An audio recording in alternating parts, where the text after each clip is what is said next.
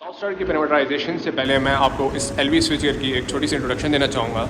ये हमारे पास सीमेंस की कंपनी का स्विच गियर है और इसका मॉडल है साइबरकॉन 8PT और इसकी जो बस बार की रेटिंग है 3200 एम्पेयर्स है और साथ ही साथ इसकी जो शॉर्ट सर्किट करंट की रेटिंग है वो 65,000 एम्पेयर्स है।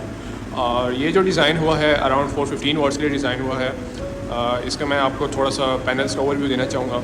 ये हमारे पास पहला जो पैनल है ये इनकमर का पैनल है। ये आप देख सकते हैं एयर सर्किट ब्रेकर लगा हुआ है जो 3200 एम्पेयर्स के लिए डिज़ाइन है। और ये आप देख सकते हैं हमारी दो पंप की मोटरें हैं, उसके लिए हमने सॉफ्ट स्टार्टर इंस्टॉल किया हुआ है जिसकी मैं आगे आपको पैरामीटराइजेशन दिखाऊंगा। इसके साथ जो दो पैनल्स अटैच्ड हैं ये हैं VFDs, हमारी फ़ैन की मोटर्स हैं उनके लिए इंस्टॉल्ड है। और साथ आप देख सकते हैं हमारी इंडस्ट्रियल सॉकेट के लिए है, लाइटनिंग लोड के लिए है, दो हमारे पास रॉ वाटर पम्प्स हैं और आखिर में हमारे पास बूस्टर पम्प है।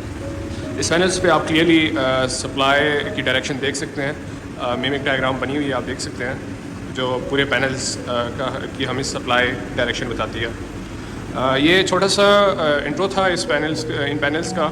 अभी आगे मैं आपको सॉफ्ट स्टार्ट की पैरामीटराइजेशन दिखाऊंगा एक मोटर की। Thank you.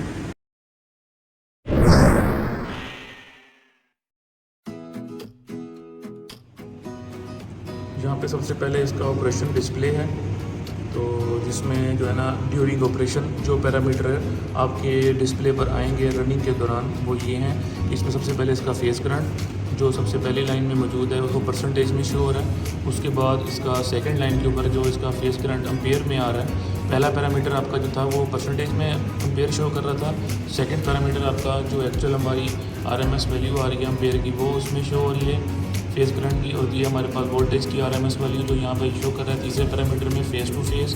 उसके बाद जो मोटर ड्यूरिंग रनिंग जितने भी किलोवाट कंज्यूम कर रही होगी वो यहाँ पर शो हो रहे होंगे। और ये हमारा ड्यूरिंग रनिंग के दौरान जो पावर फैक्टर चल रहा है सिस्टम का या मोटर का यहाँ पर मेंशन आएगा या डिस्प्ले पे आएगा।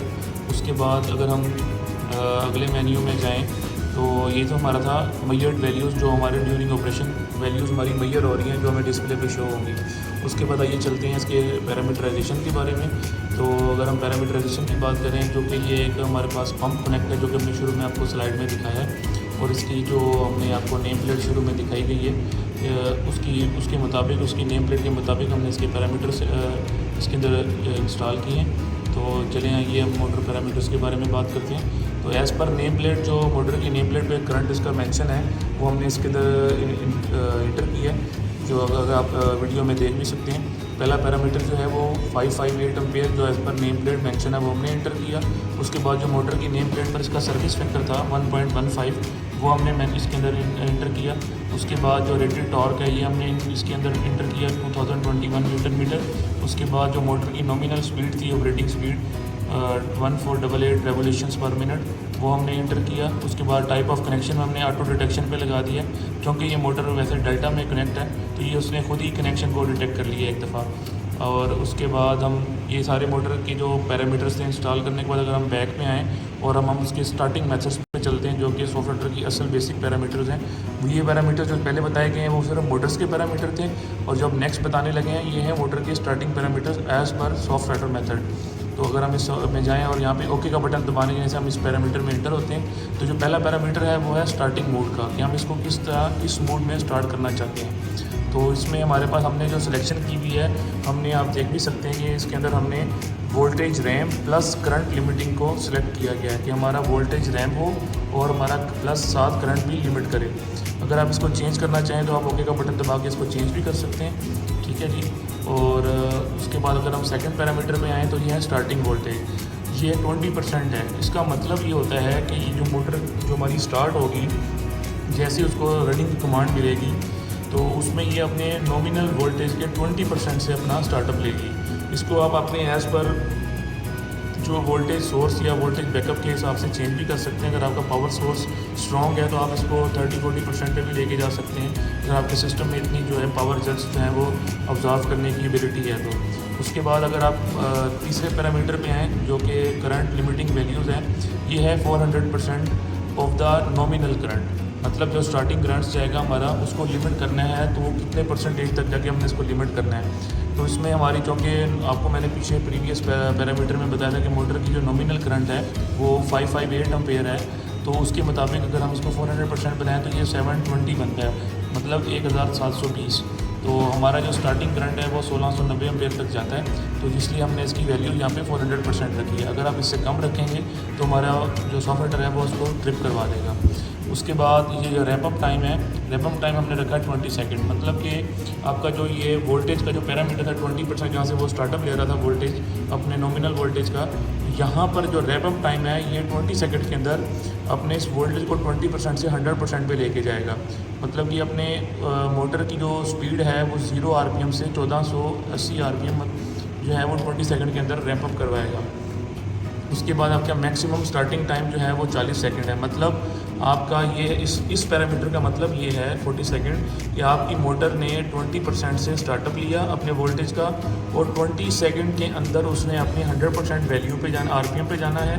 अगर वो किसी वजह से 40 सेकंड्स के अंदर वो अपनी 100% RPM पे नहीं जा सका तो सॉफ्टवेयर उसे बंद करवा देगा। वो कोई भी वजह हो सकती है, आपके वोल्टेज ड्रॉप हो रहे हैं, आपकी केबल में कोई लीकेज हो रही है, या आपका पंप स्टक हो चुका है जिसकी वजह से करंट तो बढ़ रहा है और वोल्टेज भी बढ़ रहे हैं, लेकिन वो अपना रैप अप नहीं कर सका। तो इसका मतलब है कि कोई आपके सिस्टम में या आपके आगे मोटर एंड में कोई इशू है, जिसकी वजह से उसको 40 सेकंड तक देखेगा कि 40 सेकंड में मैं अपने 100% RPM पे नहीं जा सका या मेरा करंट नॉर्मल नहीं हो सका, तो वो इसको बंद करवा देगा। ये एक तरह का जो है ना इसका सेफ साइड फैक्टर है कि आपने स्टार्टिंग मेथड के अंदर भी सेफ्टी डाली हुई है 40 सेकेंड्स की।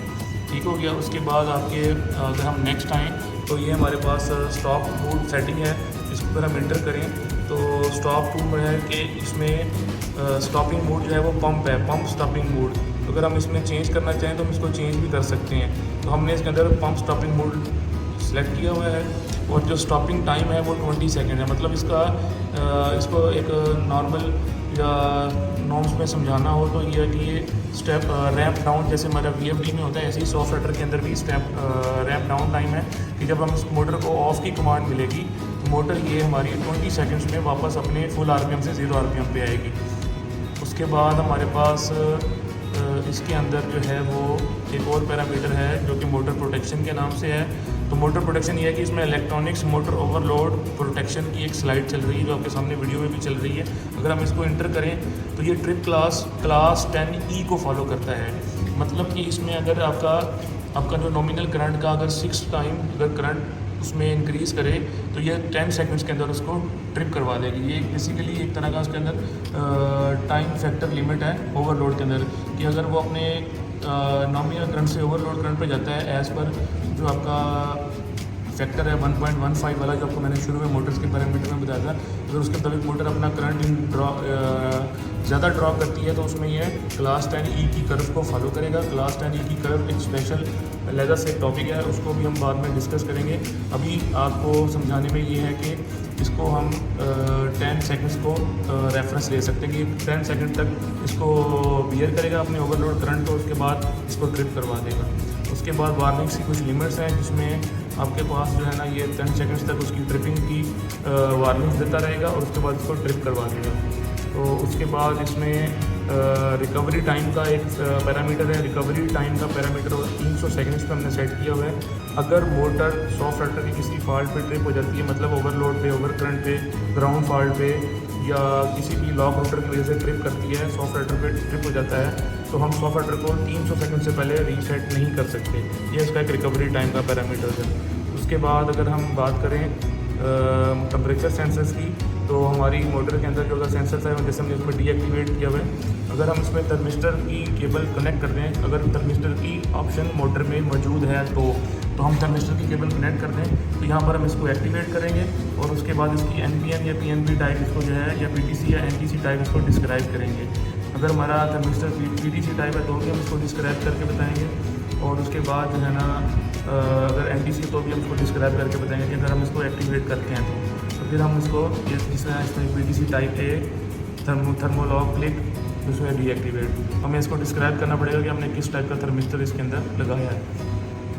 अब हम इसके बाद रिस्पॉन्स टू ओवरलोड, अगर ओवरलोड पे मोटर ट्रिप हो गई है, टर्न ऑफ विदाउट रीस्टार्ट, तो इसमें ये कि आपकी मोटर जो है वो खुद ब खुद बंद हो जाएगी, दोबारा रीस्टार्ट नहीं होगी। ठीक है जी। इसके बाद ये हमारे मोटर्स के मेन पैरामीटर्स थे जो हमने आपको इस वीडियो में बताए हैं, जो मोटर पैरामीटर्स थे और स्टार्टिंग मेथड्स थे, स्टॉप मेथड था और मोटर प्रोटेक्शन थी। बेसिकली ये 4 पैरामीटर्स हैं आपके सॉफ्टवेयर के बेसिक पैरामीटर्स हैं, जो कि किसी भी मोटर को रन करने से पहले हम सॉफ्टवेयर के अंदर इंटर करते हैं। और इसके अलावा अगर हम आपको दिखाना चाहें तो इसके अंदर इसकी जो वर्जन है इसका वो ये है कि इसका ये जो आर्टिकल नंबर है, जो इसका मॉड्यूल का नंबर है वो 3RW5552 6AHA14 है और इसका हार्डवेयर का जो नंबर है वो E05 है। ये सीरियल कम्युनिकेशन से के थ्रू कनेक्ट हुआ हुआ है। ये जो आपका ऑपरेटिंग पैनल है ये आपका सीरियल केबल के थ्रू कनेक्ट हुआ हुआ है आपके सॉफ्टवेयर के साथ। Thank you.